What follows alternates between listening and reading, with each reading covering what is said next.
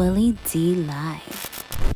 The final point is, for this sequence is your mindset is everything, right? How you think creates how you feel. How you feel becomes an emotion. That emotion becomes a vibration. That vibration becomes a magnet that attracts things to you. I did everything. All of my healing came from affirmations. All of my healing came from constantly being in the mirror, looking at myself and saying good things to myself until those good things that I said to myself made me feel good about myself.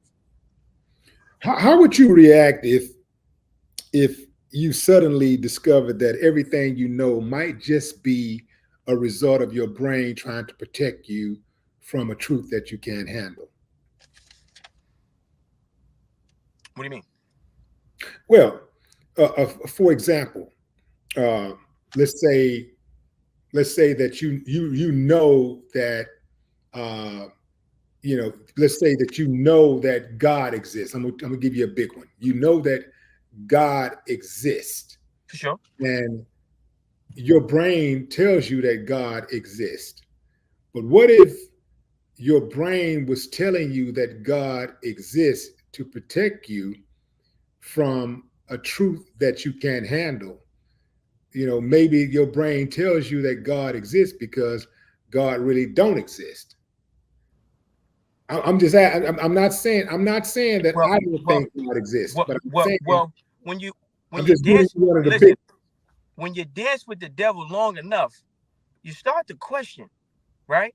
We Hmm. know you start to question, and I've had those questions, right? I've had those questions like, if does God exist?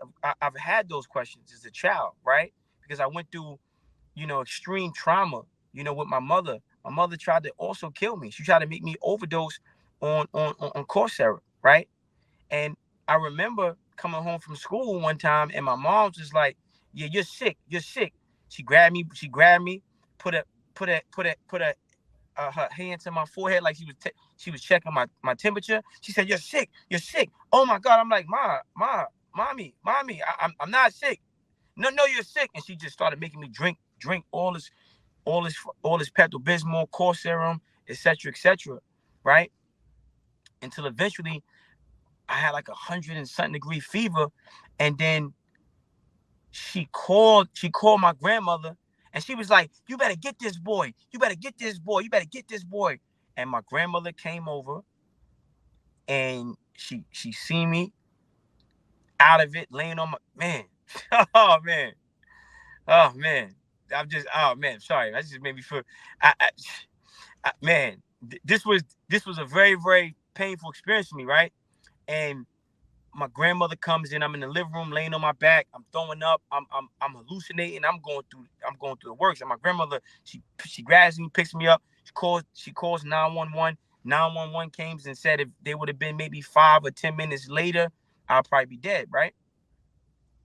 And you know, so I've went through so many things that made me question if God was real.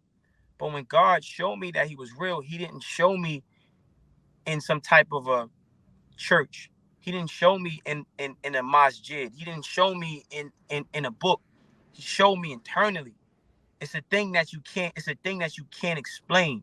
It's a thing that is just an instinctive thing that God tailors to you to know that I am real.